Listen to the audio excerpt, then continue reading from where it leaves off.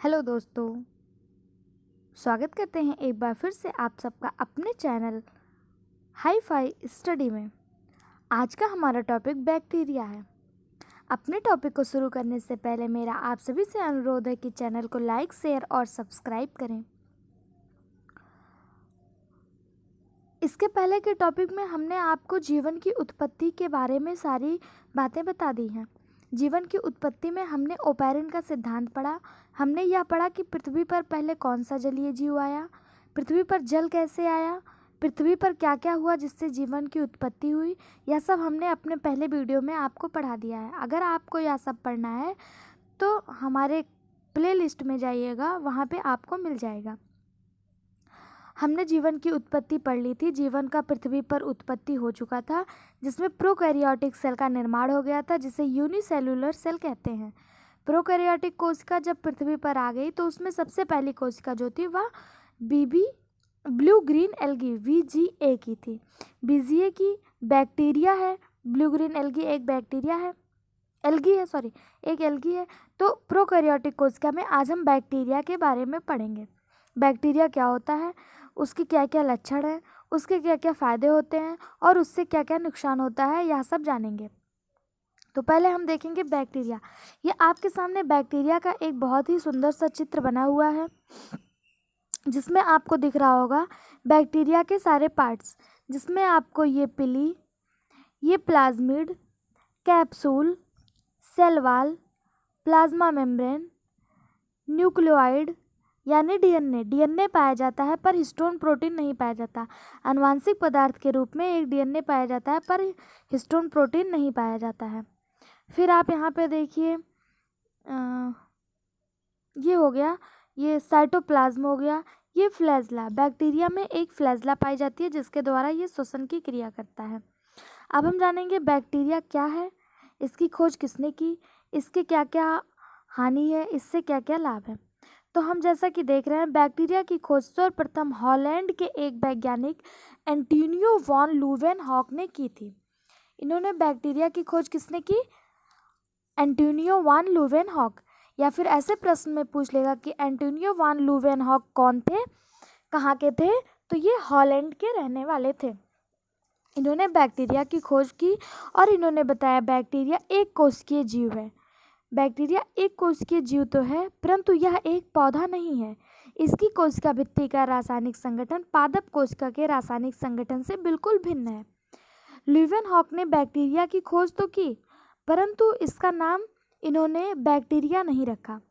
Leeuwenhoek ने इसे दांत के खुरचन में सबसे पहले सूक्ष्मदर्शी से देखा और इन्होंने इसका नाम सूक्ष्मजीव टिनी मॉलिक्यूल्स नाम दिया इसका 1683 ईस्वी में। 1683 ईस्वी में, एक सेकेंड, 1683 ईस्वी में ल्यूवेनहॉक ने इसे टिनी मॉलिक्यूल्स का नाम दिया। ल्यूवेनहॉक के माइक्रोस्कोप के बारे में यह बात कही जाती है कि उनकी जो माइक्रोस्कोप थी इतनी पावरफुल थी, इतनी अच्छी थी कि उससे कोई भी सूक्ष्मजीव किसी भी चीज़ को आप देखिए तो वह 2 लाख गुना बड़ा दिखता था। तो दोस्तों सोचिए कि दांत के खुरचन से इन्होंने बैक्टीरिया की खोज कर दी। दांत का खुरचन क्या? दांत के ऊपर जमी हुई जो गंदगी होती है, जो परत जम जाता है कभी कभी गंदगी के कारण, उसी से इन्होंने बैक्टीरिया की खोज कर दी। इन्होंने बताया कि उसका नाम इन्होंने सूक्ष्मजीव यानी टिनी एनिमल्स रखा, टिनी एनिमल्स रखा। लेकिन इसके बाद एक वैज्ञानिक आए। उससे पहले हम यह जान लेते हैं कि इसी बैक्टीरिया के अध्ययन को ही बैक्टीरियोलॉजी कहा जाता है। बैक्टीरियोलॉजी में किसका अध्ययन किया जाता है? तो बैक्टीरिया का। जीवाणु विज्ञान के पिता कौन है? तो ल्यूवेनहॉक। यह प्रश्न पूछ लिया जाता है कि बैक्टीरिया यानी जीवाणु विज्ञान, फादर ऑफ बैक्टीरिया कौन है बैक्टीरियोलॉजी? तो ल्यूवेनहॉक ने बैक्टीरिया की खोज की, इसी कारण इन्हें बैक्टीरिया यानी जीवाणु विज्ञान का पिता कहा जाता है। जीवाणुओं का अध्ययन हम बैक्टीरियोलॉजी के अंतर्गत करते हैं। इन्होंने इसका नाम टिनी एनिमॉलिक्यूल्स रखा, जिस सूक्ष्म जीव रखा। लेकिन एहरेनबर्ग ने 1829 ईस्वी में इसे जीवाणु नाम दे दिया। एक और वैज्ञानिक आए एहरनबर्ग नाम के, जिन्होंने इसका नाम जीवाणु रखा। उन्होंने बताया यह एक कोशिकीय है, सर्पिलाकार है, गोलाकार होता है इसकी आकृति। आप यह जानते हैं लुई पास्चर ने एक किण्वन का सिद्धांत दिया था, वह इसी बैक्टीरिया के पर उपलब्ध है। लुई पास्चर ने किण्वन पर कार्य किया और कहा कि पदार्थ का सड़ना व गलना जीवाणुओं द्वारा ही होता है। और बैक्टीरिया की जो पहचान है कि हम कैसे भी किसी बैक्टीरिया को पहचाने, इसका नाम कैसे जाने, तो बैक्टीरिया के नाम के आगे हमेशा माइका, बैसिलस, कोकस ये शब्द जुड़े होते हैं, इसी से पहचान होता है बैक्टीरिया की। इसकी कोशिका भित्ति काइटिन की बनी होती है, जैसे भी हमने आपको दिखाया यहाँ पर, प्लाज्मा मेम्ब्रेन जिसे कोशिका भित्ति कहते हैं, सेल वॉल जिसे कोशिका भित्ति कहते हैं, प्लाज्मा मेम्ब्रेन नहीं दोस्त, गलती हो गया, सेल वॉल जिसे कोशिका भित्ति कहते हैं, या काइटिन की बनी होती है। ये परजीवी होते हैं, मृतपोषी होते हैं अथवा सहजीवी भी होते हैं। इनकी कोशिका में बहुत सी ऐसी चीज़ें हैं जो पाई जाती हैं और बहुत सी ऐसी चीज़ें हैं जो नहीं पाई जाती हैं, क्योंकि यह यूकैरियोटिक सेल हैं। तो श्वसन के लिए मुख्य रूप से माइटोकॉन्ड्रिया रिस्पॉन्सिबल होता है, ये सब जानते हैं। इसमें माइटोकॉन्ड्रिया नहीं पाई जाती है। इसमें श्वसन के लिए मीजोसोम पाया जाता है, मीजोसोम पाया जाता है जिससे यह श्वसन की क्रिया करता है। इसमें माइटोकॉन्ड्रिया पूरी तरह से अनुपस्थित होता है। इसमें मुख्य रूप से क्या क्या नहीं पाया जाता है, तो इसमें वेल डेवलप्ड न्यूक्लियस नहीं पाया जाता है। वेल डेवलप्ड न्यूक्लियस क्या होता है कि इसका जो न्यूक्लियस होता है वो पूर्ण विकसित नहीं होता है। अभी आपने चित्र में देखा कि इसमें न्यूक्लियस कहीं भी दिख रहा है आपको कि न्यूक्लियस पाया जाता है, इसमें न्यूक्लियोइड पाया जाता है, डीएनए के रूप में न्यूक्लियोइड पाया जाता है, लेकिन इसमें न्यूक्लियस जो होता है वो एब्सेंट होता है। दूसरा दिया है इसमें, और क्या दिया है, वेल डेवलप्ड न्यूक्लियस नहीं पाया जाता, माइटोकॉन्ड्रिया नहीं पाया जाता। अभी हमने आपको बता दिया कि श्वसन क्रिया के लिए माइटोकॉन्ड्रिया रिस्पॉन्सिबल होता है, जो इसमें नहीं पाया जाता। इसमें श्वसन क्रिया के लिए मीजोसोम पाया जाता है, या कहीं कहीं उसको मीसोसोम भी लिखा होता है। इसमें राइबोसोम तो पाया जाता है, लेकिन इसमें 70 यस प्रकार का राइबोसोम पाया जाता है, 80 यस प्रकार का राइबोसोम नहीं पाया जाता है। 70 यस 80 यस 2 प्रकार के राइबोसोम होते हैं। इसके बारे में हम आपको राइबोसोम वाले टॉपिक में पढ़ाएंगे कि 70 यस क्या है, 80 यस क्या है। उससे पहले आप देखिए कि बैक्टीरिया में 70 यस प्रकार के राइबोसोम होते हैं। इसी यस को हम स्वेट्स वर्ग यूनिट कहते हैं। स्वेट्स वर्ग यूनिट इस यस का फुल फॉर्म है। अतिरिक्त आनुवंशिक पदार्थ प्लाज्मिड या डीएनए, प्लाज्मिड पाया जाता है इसमें, जो डीएनए का टूटा हुआ भाग होता है। गोल्जी बॉडी नहीं पाई जाती है, एंडोप्लाज्मिक रेटिकुलम नहीं पाया जाता है, तथा वैक्यूल्स जिसे रिक्तिकाएं कहते हैं वह भी इसमें अनुपस्थित होता है। हम देखेंगे इसमें क्या क्या पाया जाता है। तो इसमें राइबोसोम जो है वो 70 यस प्रकार का पाया जाता है। प्रोकैरियोटिक मूल आनुवंशिक पदार्थ न्यूक्लियोइड पाया जाता है। डीएनए का टूटा हुआ भाग प्लाज्मिड उपस्थित होता है। बैक्टीरिया, हम सभी जानते हैं कि बैक्टीरिया हमारे लिए यूजफुल भी है और हार्मफुल भी है। बैक्टीरिया के अच्छे यूज़ भी हैं और बुरे यूज़ भी हैं। जैसे बहुत सारी ऐसी चीज़ें होती हैं जो बिना बैक्टीरिया के नहीं बनाई जा सकती, जैसे दूध से दही बनाना, चाय की पत्तियों का फर्मेंटेशन करना, किण्वन करना, सिरका बनाना, ये सब चीज़ों में बैक्टीरिया का यूज होता है, तथा बैक्टीरिया से एंटीबायोटिक भी बनाए जाते हैं। क्लोनिंग प्लानिंग में बैक्टीरिया एक सेल से नई कोशिकाओं का निर्माण करती हैं, इसीलिए बैक्टीरिया का बहुत ज़्यादा यूज़ होता है। बैक्टीरिया आनुवंशिक पदार्थ है, तो आनुवंशिक पदार्थ का यह लक्षण होता है कि यह एक कोशिका से अनेक कोशिकाओं का निर्माण कर देती हैं, यह आनुवंशिक पदार्थ का लक्षण होता है, इसीलिए इसका यूज क्लोनिंग प्लानिंग में किया जाता है। और इसके हार्मफुल इफ़ेक्ट भी बहुत से हैं। तो अब हम पहले देखेंगे इसका यूजफुल इफ़ेक्ट क्या क्या है। तो इसका यूजफुल इफ़ेक्ट पहले हम देखेंगे। यूजफुल बैक्टीरिया जो होती हैं, एक राइजोबियम नामक बैक्टीरिया है जो भूमि की उर्वरकता को बढ़ाने में मदद करती है। राइजोबियम बैक्टीरिया है। जीवाणु विज्ञान की जीवाणु जो ये राइजोबियम नामक जीवाणु है, ये भूमि की उर्वरकता को बढ़ाने में मदद करती है। दलहनी फसलों की जड़ों में उपस्थित होकर भूमि की उर्वरकता को बढ़ाती है। कौन सी बैक्टीरिया? तो राइजोबियम। यह पौधों को नाइट्रोजन भी इन्हीं जीवाणुओं की मदद से ही प्राप्त होता है, अर्थात नाइट्रोजनीकरण की प्रक्रिया जीवाणुओं द्वारा ही पूर्ण होती है। तो एक तरह से यह जीवाणु हमारे लिए यूजफुल हो गया। अगर यह नहीं होगा तो पौधों में नाइट्रोजनीकरण नहीं हो पाएगा, उर्वरकता पृथ्वी की घटती चली जाएगी। तो राइजोबियम बैक्टीरिया पृथ्वी की उर्वरकता यानी भूमि की उर्वरता को बढ़ाता है। दूसरा एक बहुत ही इंपॉर्टेंट बैक्टीरिया है लैक्टोबैसिलस। लैक्टोबैसिलस का आपने नाम सुना होगा, यह दूध से दही बनाने के यूज में आता है। लैक्टोबैसिलस नामक जीवाणु दूध में पाए जाने वाले कैसीन नामक प्रोटीन की छोटी छोटी बूंदों को एकत्रित करके दही जमने में सहायता करते हैं। लैक्टिक एसिड लैक्टोबैसिलस से बनता है। लैक्टिक एसिड जो दूध से दही बनाता है वो लैक्टोबैसिलस बैक्टीरिया के द्वारा ही बन पाता है। दूध में दही में कैसीन प्रोटीन पाया जाता है। यह भी बहुत इंपॉर्टेंट क्वेश्चन है कि दूध दही में कौन सा प्रोटीन पाया जाता है, तो कैसीन प्रोटीन पाया जाता है। एक और बैक्टीरिया है एस्टोबैक्टर एसिटी। जैसे आपने सुना होगा कि गन्ने के रस से या अंगूर के रस से सिरका बनाया जाता है या महुआ से सिरका बनाया जाता है, तो उसमें एस्टोबैक्टर एसिटी का यूज किया जाता है। यह सिरका बनाने के लिए बहुत ज़्यादा यूजफुल बैक्टीरिया है। एस्टोबैक्टर एसिटी नामक जीवाणु उसे सिरके में परिवर्तित कर देता है, गन्ने के रस को या फिर किसी भी चीज़ को। इसी एस्टोबैक्टर एसिटी में लुई पास्चर ने अपने किण्वन की प्रक्रिया को दिया था। इससे एसिटिक एसिड बनता है जिससे सिरका का निर्माण हो जाता है। इसी तरह और बहुत सारे बैक्टीरिया हैं, जैसे बैसिलस मेगाथेनियम माइकोकोकस नामक जीवाणु द्वारा चाय की पत्तियों का किण्वन किया जाता है। इसके द्वारा चाय की पत्तियों का क्यूरिंग किया जाता है। फिर एक होता है क्लोस्ट्रीडियम ब्यूटियम या जल में पाया जाने वाला जीवाणु है। इसके द्वारा जूट, कपास, पटसन आदि को रेशों में परिवर्तित किया जाता है। ऐसे बहुत से हैं, जैसे बैक्टीरियम एसिडाइड लैक्टिसाइड नामक जीवाणु जो दूध में पाए जाते हैं, वह दूध में पाई जाने वाली लैक्टोज शर्करा का किण्वन कर लैक्टिक अम्ल का निर्माण कर देते हैं, जिससे दूध दही में परिवर्तित हो जाता है। अब हमने देखा कि हमारे लिए यूजफुल बैक्टीरिया कौन कौन से हैं। अब हम देखेंगे बैक्टीरिया के हार्मफुल इफेक्ट।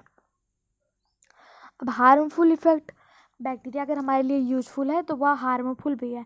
बैक्टीरिया से इतने खतरनाक रोग हो सकते हैं कि इंसान की मृत्यु भी हो जाती है, जैसे कुष्ठ रोग, जैसे क्षय रोग, तपेदिक, टिसनेस। अब हम इसका विस्तृत देखेंगे कि यह होता क्या है। जैसे एक बैक्टीरिया है माइकोबैक्टीरियम लेप्री। तो माइकोबैक्टीरियम लेप्री से लेप्रोसी नामक बीमारी होती है, जिसे हिंदी में कुष्ठ रोग या कोढ़ कहा जाता है। इसमें सफ़ेद दाग जैसा दिखता है जो कभी समाप्त नहीं होता है।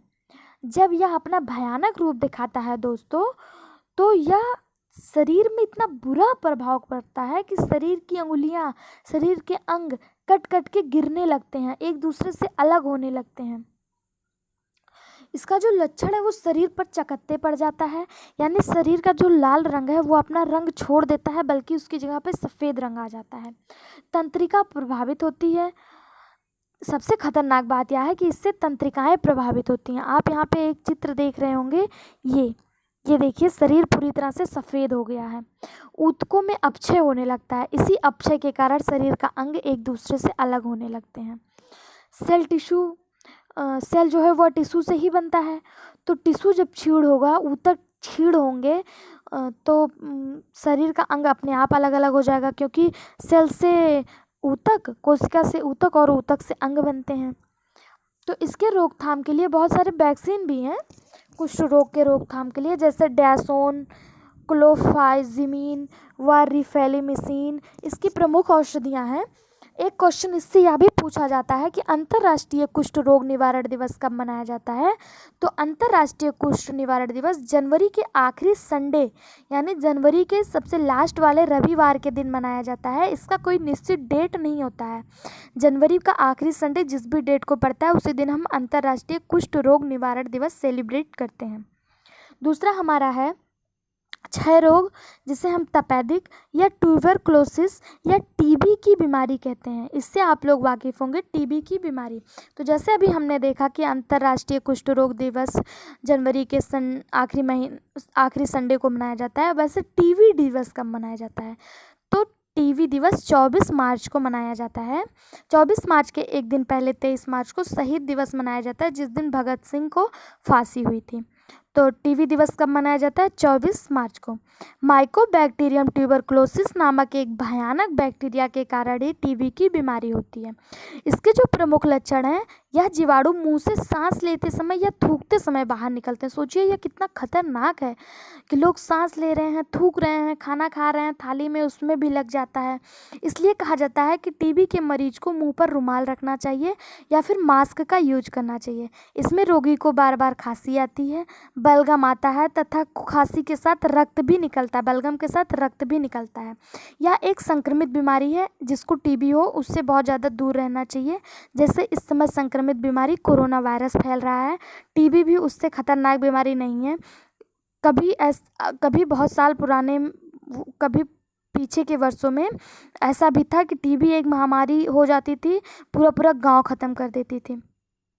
तो इसके उन्मूलन के लिए लगातार अभियान भी सरकार चला रही है, लेकिन कुछ कम हुआ है, कंट्रोल हुआ है, पहले जितना नहीं है, क्योंकि सरकार अब जागरूक हो गई है, लोग जागरूक हो गए हैं। लेकिन इसमें बहुत ज़्यादा सावधानी बरतने की कोशिश करनी चाहिए। यह टीबी की बीमारी माइक्रोबैसिलस ट्यूबरक्लोसिस बैक्टीरिया के कारण होता है। इसको 24 मार्च के दिन सेलिब्रेट किया जाता है। इसको यक्षमा या काक रोग भी कहा जाता है। क्षय रोग, तपेदिक, टीबी, ट्यूबरक्लोसिस या फिर यक्षमा या काक रोग, यह सभी किसके नाम है? यह सभी इसी टीबी के नाम है। और टीबी किसके कारण होता है? माइक्रोबैक्टीरियम ट्यूबरक्लोसिस के कारण। तीसरा हमारा है टिटनस। अच्छा दोस्त, जैसे हमने आपको बताया कि कुष्ठ रोग के रोकथाम के लिए अनेक सारी दवाएं बने हैं, वैसे टीबी के रोकथाम के लिए भी अनेक सारी दवाएं बनी हैं, जिसमें से कुछ स्ट्रेप्टोमाइसिन, PAS व आइसोनियाजाइड जैसी औषधियां हैं जो इसके उपचार में यूजफुल होती हैं, इसे कंट्रोल रखती हैं। ये फेफड़े को प्रभावित करता है। पहले फेफड़े में एक धब्बानुमा संरचना बन जाती है। टीबी में आप देख रहे हैं यह फेफड़ा है, फेफड़े में पहले एक धब्बानुमा संरचना बन जाती है। यही धब्बा जब धीरे धीरे आकार में बढ़ता है तो लोगों पर हावी हो जाता है, तब सांस लेने में दिक्कत होने लगती है, खांसी आती है, उल्टी होता है, बलगम होता है, रक्त जैसी समस्या इंसान में दिखने लगती है। या फेफड़े को इन्फेक्ट करता है। टीबी किसको इन्फेक्ट करता है? तो फेफड़े को। तीसरा हम देखते हैं टिटनस या धनुष रोग जिसे कहा जाता है, इसे लॉक जा भी कहा जाता है। यह बैसिलस टिटेनी नामक बैक्टीरिया के कारण होता है। बैसिलस टिटेनी यह बहुत खतरनाक बीमारी है। आमतौर पर एक बार यह फैल गया था जिसका उपचार असंभव हो जाता है। अगर यह टिटनस फैल जाता है शरीर में तो यह असंभव हो जाता है, क्योंकि यह खतरनाक से भी भयंकर, कैंसर से भी भयंकर रूप धारण कर लेता है। एक बार के लिए आज के ज़माने में कैंसर का इलाज तो संभव हो जाता है, लेकिन टिटनस का इलाज संभव नहीं हो पाता। इसमें भी लोहा लगने से बहुत ज़्यादा प्रॉब्लम होती है। यह बैसिलस टिटेनी नामक बैक्टीरिया से होता है। इसका जो लक्षण होता है, जंग लगे लोहे से घाव लगने पर होता है। इस रोग में तेज बुखार के साथ शरीर में ऐंठन हो जाती है, पूरा शरीर धनुष के आकार में तन जाता है। जैसे कि आप इस चित्र में देख रहे हैं, शरीर पूरा जो है वो धनुष के आकार में तन गया है, या शरीर में छोटी छोटी गांठें बन जाती हैं। इसी को हम धनुष रोग या टिटनस कहते हैं। टिटनस की रोकथाम के लिए टिटवेक नामक वैक्सीन बनी है। टिटवेक ATS, जिसे हिंदी में एंटी थायरॉक्साइड सेरम का नाम दिया जाता है, या इंजेक्शन होता है, इसे लगाया जाता है। तब बच्चों में बचपन में DPT का टीका भी लगता है। यह बहुत खतरनाक होता है और तंत्रिका तंत्र को प्रभावित करता है। जैसे टीबी फेफड़े को प्रभावित करता है, या तंत्रिका तंत्र को प्रभावित करता है टिटनस, या इसको धनुष रोग कहा जाता है, या बैसिलस टिटेनी के द्वारा होता नामक बैक्टीरिया के कारण होता है। इसे लॉक जा नाम भी दिया गया है टिटनस बीमारी को।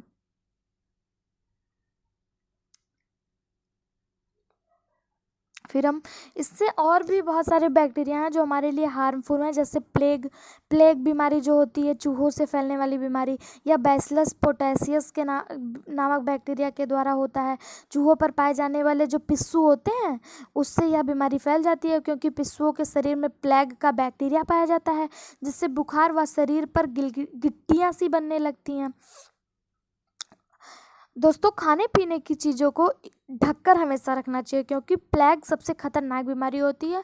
कुछ वर्षों पहले यह बीमारी महामारी के रूप में भी जानी जाती थी। यह बहुत पुरानी बीमारी है। यह लाखों करोड़ों को एक साथ ग्रसित कर देती थी और मृत्यु भी हो जाता था। बहुत समय पहले यह जिस गांव में आता था पूरा गांव, पूरा शहर ख़त्म कर देता था।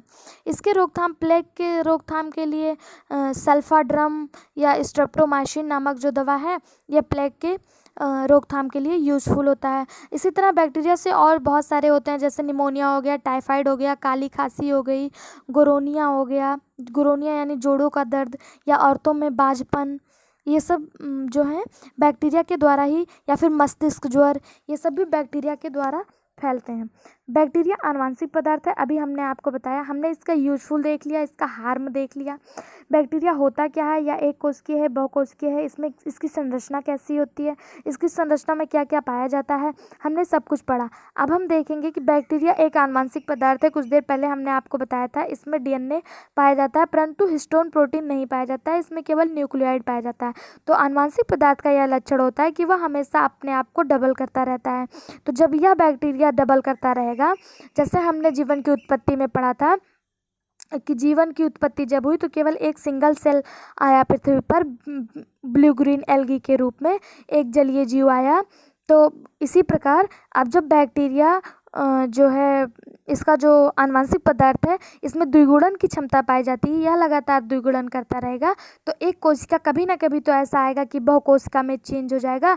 मीजोजोम, जिसका परिवर्तिक रूप प्लाज्मा मेम्ब्रेन है, यह इसमें पाया जाता है, तो यह कभी ना कभी तो बहुकोशिका में परिवर्तित हो जाएगा, यूकैरियोटिक सेल बनेगा।